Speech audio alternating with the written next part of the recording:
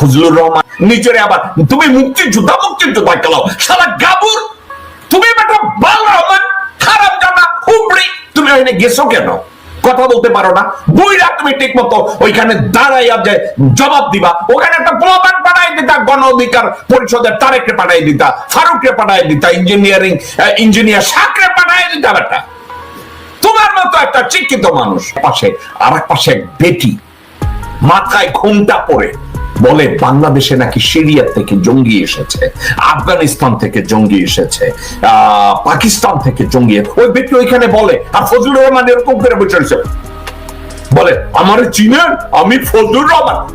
Indian না তোমার পাশার মধ্যে তোমার থুতপার মধ্যে 3টা লাথি দিয়া দিছে তুমি টের পাও না, পরে আর কোনো কথা সহ্য করতে না পাইরা তুমি পালাইছো ওইখান থেকে। বেটা ঘাচু যেদিন হাসিনা বাংলাদেশ থেকে পালিয়ে গেছে সেদিন কি হয়েছে আপনারা কি জানেন?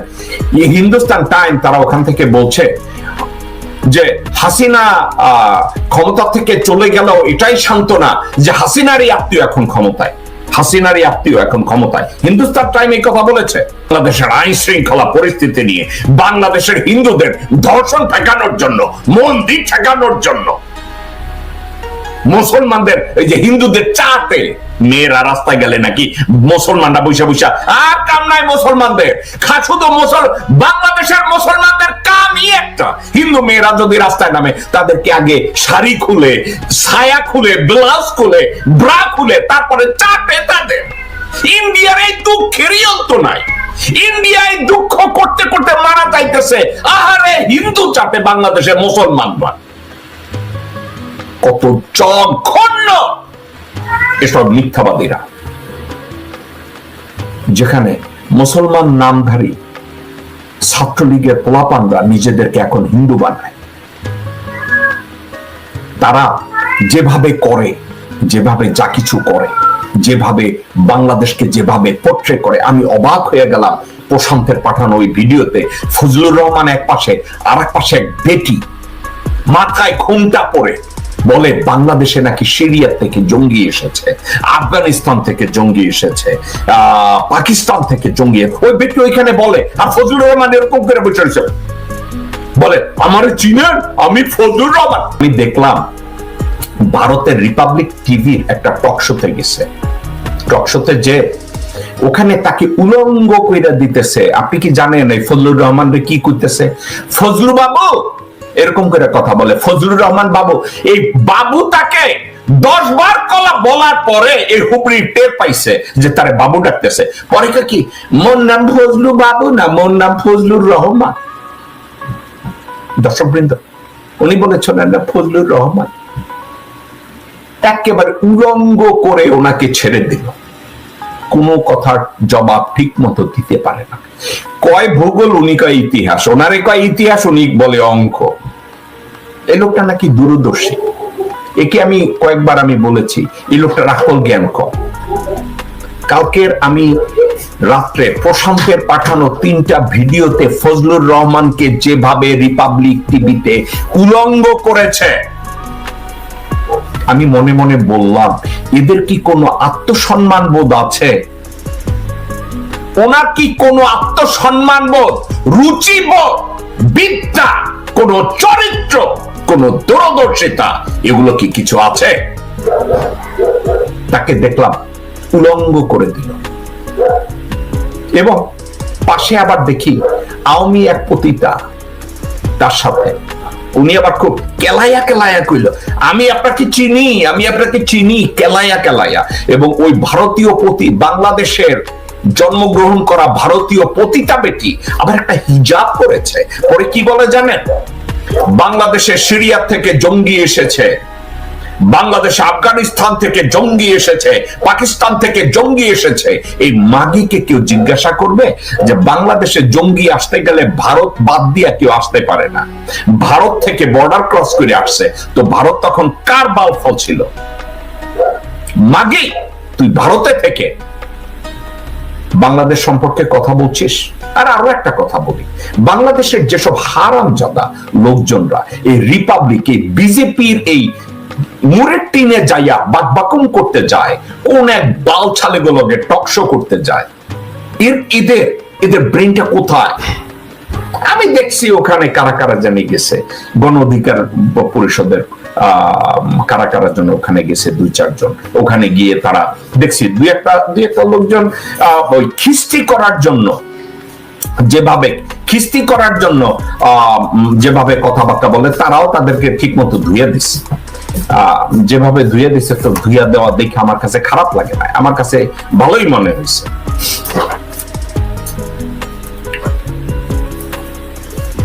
তো তাদেরকে কেন ভালো মনে হয়েছে আমার মনে পড়ে যে আমি ছেলেটাকে একবার ইন্টারভিউ করছিলাম, থোয়াই চিংমং শাক, সে বোধহয় গণ অধিকার পরিষদ করে। তাকে যখন ওখানে নিছে রিপাবলিক টিভির ওখানে, থোয়াই মং চিং শাক, সে তাদেরকে দুইয়া দিছে। তারপরে আর এক ভদ্রলোক ছিল মজুমদার যেন, সেও ধুইয়া দিছে। এখন আমি এটাকে লিটারের ধোয়া বলি না, কিন্তু রিপাবলিক টিভির যে স্ট্যান্ডার্ড, ওই স্ট্যান্ডার্ডে তাদেরকে ঠিক মতো ধুইয়া দিছে। কিন্তু সমস্যাটা হয়েছে যে এই ফজলুর মতো লোকজনরা যখন যায়, উনি আমার বাবার বয়সী ফজলুর রহমান সাহেব, ওনাকে যদি আমি ইজ্জত দিয়ে কথা বলতে যাই, আর ওনার ইজ্জত, উনি যদি ওনার বয়সকে সম্মান না করে, উনি যদি ওনার শিক্ষাকে সম্মান না করে, উনি যদি ওনার আক্কল বুদ্ধিকে রিকগনাইজ না করে, আমি কিভাবে ওনাকে সম্মান দেব? ঠিক আছে, তো এখন গণ অধিকার পরিষদের ছেলে পান্ডা যেভাবে বাস দিছে, থোয়াই চিংমং ইঞ্জিনিয়ার শাক যেভাবে বাস দিছে, গণ অধিকার পরিষদের ফারুক যেভাবে বাস দিছে, ওরা যায়, ওরা ইয়াং পোলাপান, ওরা নতুন রাজনীতি করে, ওরা যদি ওখানে গিয়ে লাথি গুতা দেয়, লাথির জবাবে লাথি, গালির জবাবে গালি, উলঙ্গর জবাবে উলঙ্গ, ওরা যদি করে আসে, এটা মানায়। কিন্তু বিরক্তি কখন লাগে জানেন? এই ফজলুর রহমানের মতো লোকজন, শামসুজ্জামান দুদুর মতো লোকজন ওখানে গিয়ে যখন অসহায়ের মতো আচরণ করে, বলদের মতো আচরণ করে, অজ্ঞের মতো আচরণ করে, এবং তাদেরকে বাবু, শ্রী এসব নামে তাদেরকে কোচাইয়া বাংলাদেশকে অসম্মান করে, এবং আওয়ামী লীগের মুসলমান নামধারী প্রতিটা তাদেরকে ঘন্টা পড়াইয়া ওখানে বসাইয়া বাংলাদেশের বদনাম করে, এবং এই বক্তব্যগুলোকে তারা পরোক্ষভাবে সমর্থন করে। তাহলে কোথায় হলো, কিভাবে হলো, কেন হলো? একা একা একটু চিন্তা করে দেখি। আমি এই প্রসঙ্গটাকে আপনাকে কেন টেনে আনলাম? এই যে ওয়াকারুজ্জামান, বাংলাদেশে আপনারা সবাই জানেন, আপনি জানেন, আমি জানি, বাংলাদেশে অপরাধ প্রবণতা এমন ভাবে বেড়েছে, অপরাধকে জন্য নিয়ন্ত্রণই করা যায় না। কিভাবে নিয়ন্ত্রণ করবেন? ইউনিফর্ম পরে যাকে ম্যাজিস্ট্রেসি পাওয়ার দেওয়া হয়েছে, সে অপরাধীদের আশ্রয় দিচ্ছে। He became godfather. আপনারা বলছেন না mafia Hasina? Now general Waker is the godfather. 5ই আগস্ট হাসিনা যখন পালায়ে গেছে, হিন্দুস্তান টাইমস কি বলছে জানেন? হিন্দুস্তান টাইম বলছে, দর্শকবৃন্দ, আজকের এই সাবজেক্টটা নিয়ে আর কথা বলার, আমি আর কথা বাড়াবো না। আজকের আলোচনাটা আমি এখানেই সীমাবদ্ধ রাখি। আগামীকালকের শনিবার, আগামীকালকের বেশ কিছু সাবজেক্ট আছে আপনাদের সাথে, আমাদের আওয়ার লং কথাবার্তা বলতে হবে। তো আজকে আমি এতটুকু বলবো, বাংলাদেশে অপরাধ বেড়ে যাওয়ার একমাত্র কারণ জেনারেল ওয়াকার। বাংলাদেশের অপরাধ চিত্র বেড়ে যাওয়ার একমাত্র কারণ ওয়াকার পিছনে থেকে ম্যাজিস্ট্রেসি পাওয়ার নেয়ার পরেও এই ম্যাজিস্ট্রেসি পাওয়ার তিনি ব্যবহার করেন না। ওয়াকার আওয়ামী লীগের খুনিদের, আওয়ামী লীগ অপরাধীদের, আওয়ামী ধর্ষকদের, আওয়ামী হেলমেট পরা খুনিদেরকে উনি সেনাভবন এবং বঙ্গভবনে আশ্রয় দিয়ে রেখেছেন, এবং এদেরকে আশ্রয় দিয়ে রেখেছে বিএনপির এমপি না, বিএনপির সিনিয়র নেতা যারা ভারতপন্থী, তাদের বাসায় এরা লুকিয়ে আছে। এখন আমি যদি লেফটেন্যান্ট জেনারেল জাহাঙ্গীর আলমকে বলি এদের বাসা রেড দেন, আপনাদেরকে আমি লিখিত দেই, এরা রেড দিতে যাবে না। এরা মির্জা ফখরুলের বাসাও রেড দিবে না, এরা আব্দুল আউয়াল মিন্টুর বাসাও রেড দিবে না, এরা রেড দিবে না। কিন্তু জাহাঙ্গীর আলম সাহেব একদিন একটা হেডাম দেখান। আপনারা দেখতে তো মনে হয় আপনি কোন বাসার চাকর, বোধহয় কোন রকম আপনি বাইরে এসেছেন, একটু জামা কাপড় পরিবর্তন করেন, দাঁত চেহারা সুরতটা একটু ঘষে মাঞ্জা ঠিক করেন, গোলালু স্বরাষ্ট্রমন্ত্রী হয়েছেন, একটু হ্যাডামটা দেখান রে ভাই। কি কথাবার্তা বলেন আপনার? আমি তো আপনার কথাবার্তার কোন উত্তর দক্ষিণ দেখি না। আপনি একটু জামা কাপড় পরিটা ঠিকঠাক মতো লোকজনের সাথে কথা বলেন, ঠিক আছে? এবং কি করতে পারেন জানেন? মিলিটারি পাওয়ার মিলিটারি দিচ্ছে, সে বলছে 30,000 সৈন্য নিয়ে হাই কিছু করতে পারতেছে না। আপনি এক কাজ করেন, একটা স্পেশাল স্কোয়াড দিয়ে মির্জা ফখরুলের বাসায়, আব্দুল আউয়াল মিন্টুর বাসায়, ইকবাল হোসেন টুকুর বাসায়, আমির খসরু মাহমুদের বাসায়, রুমিন ফারহানার বাসায়, সামা ওবায়দের বাসায়, আমানুল্লাহ আমানের বাসায় ধান করে রেড দেন। আমি লিখিত দেই, আপনি কতগুলো অপরাধী ওখানে পাবেন। আওয়ামী লীগের ক্ষমতাহারা এমপি মন্ত্রী এবং খুনিদেরকে তাদের বাসায় পাবেন। আমি লিখিত দেই আপনাকে। বহু লোকজন, একজন আর দুইজন না, বলেছে, পরিবারের সদস্যরা বলেছে মির্জা আব্বাসের বাসা থেকে আওয়ামী মন্ত্রীরা বাইরে। এখন আমি মাসের কথা বলি না, আমার নিজের সোর্স আমাকে বলেছে সেনাপ্রধানের বাসা থেকে শিরিন শারমিন বেরিয়েছে, পার্কে গেছে। আমার সোর্স আমাকে বলেছে বঙ্গভবনে সে প্রবেশ করল। তো বাংলাদেশে অপরাধ হবে না? আপনি কথায় কথায় বলবেন যে অপরাধীদের যেভাবে বেড়েছে, ডেভিল হান্ট, ডেভিলদের বাসায় ডেভিলরা লুকিয়ে আছে। দর্শকবৃন্দ, এই ছিল আমাদের শো। আজকের যেসব কথাগুলো বললাম, এই কথাগুলো অত্যন্ত টাচি, কিন্তু এরাই বাংলাদেশকে অস্থিতিশীল করার জন্য যা কিছু করার করছে। এবং এরা বঙ্গভবনে বসে, ওয়াকারের বাসায় বসে তারা হাসিনার সাথে কমিউনিকেট করে, হাসিনার কাছ থেকে নির্দেশ দেয়। আপনারা জানেন, হাসিনা নিজে যদি নির্দেশ দেয়, তার নির্দেশ হয় ওরে মাইরা ফেলা, ওরে উলঙ্গ কইরা ফেলা, ওরে রেপ কর, ওর মাথা সাইসা দে, ওরে ন্যাংটা কইরা পা ভাঙ্গা দে। এগুলো হচ্ছে হাসিনার ওয়ার্ড। আমিও হাসিনারে মাঝে মাঝে কপি করি, তো কষ্ট লাগে কেন? আজকে দেখলাম দর্শকদের ভিতরে কেউ কেউ খুব কষ্ট পাইছে। আমি যে বুঝছি বাংলাদেশে মুসলমানদের খায়ালে কোনো কাম নাই, তারা খালি হিন্দু পাইলেই চাটে। আমার এই কথায় আমাদের কিছু আমার দর্শকদের ভিতরে অনেকে বহুত কষ্ট পাইছে। কেন কষ্ট পেয়েছে ভাই? আপনারা যেমন ভাবে ইন্ডিয়ায় গিয়া ব্যাখ্যা করেন, কয় একেবারে উলঙ্গ, আমার উলঙ্গ কইরা অমুক করছে। কে করছে? বাংলাদেশের মুসলমানরা। আরে বাপরে বাপ, আমার উলঙ্গ কইরা দিচ্ছে। আপনাদের যেহেতু বাংলাদেশের মুসলমানরা রোজার মাসেও খালি উলঙ্গ করে, রোজার মাসেও আপনাদেরকে সাড়ে, আপনাদেরকে কি কমো? কারণ এখন ওই রণধীর জয়সওয়ালও কয় আপনাদের সাড়া বন্ধ করতে হইব।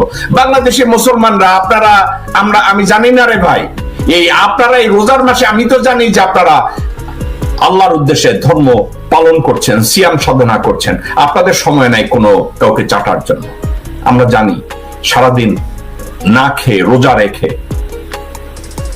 নিজেদেরকে কতটা সংযমী করে জীবন চালাচ্ছেন, কতটা সংযমী হয়ে রোজার মাস পার করছেন। আমি খুব ভালোভাবে, আমি 110% শিওর বাংলাদেশের কোন মুসলমান ভাই কারো কাছে যাবে না কোন একটা হিন্দু মেয়েকে চাপা তো দূরে থাক, বরং তাদেরকে আরো রক্ষা করবে, তাদের মন্দিরকে রক্ষা করবে। কারণ বাংলাদেশের মাটিতে একজন মুসলমানের যে অধিকার আছে, একজন হিন্দু ধর্মাবলম্বীরও ঠিক একই অধিকার রয়েছে একজন নাগরিক হিসাবে। কিন্তু যারা বাংলাদেশকে এই মুহূর্তে আন্তর্জাতিক অঙ্গনে বিতর্কিত করার জন্য এই চাঁদার গল্প দিতেছে, ধর্ষণের গল্প দিতেছে, টুটকি চুলকানোর গল্প দিতেছে, ওদের জন্য আমার সে করুণা হয়। দর্শকবৃন্দ, পাশে যারা থাকে যে কোনো একজন হিন্দু ভাইকে আপনারা সাপোর্ট করবো, কিন্তু ওই হিন্দু ভাইয়ের দিকে তাকিয়ে দেখেন সে কিভাবে বাংলাদেশের বদনাম সোশ্যাল মিডিয়ায় অন্য নামে একটা আইডি খুলে কন্টিনিউয়াসলি এটা করে যাচ্ছে। কষ্টের ব্যাপার। আমরা কাদেরকে বিশ্বাস করব? আরো একটা কথা, শুধু কি হিন্দুরা, মুসলমান নামধারী কিছু বেজন্মা ভারতে গিয়ে ঘুমটা পড়ে ওই ফজলুর রহমানের সাথে এক হারামজাদি, ওকে আমি বলবো হারামজাদি, এক মাগি বসে। আমি অবাক হয়ে গেলাম, বলে ভাই কি আইএসএস এসে বাংলাদেশে ঢুকেছে, হিন্দুদের ঘর বাড়ি জ্বালিয়ে পুড়িয়ে দিচ্ছে, মেয়েদেরকে ধর্ষণ করছে, ওই মাগি বলতেছে। দর্শকবৃন্দ, এই হচ্ছে আমাদের বর্তমান পৃথিবী। আল্লাহ আমাকে মাফ করুক, আল্লাহ আপনাদেরকে মাফ করুক।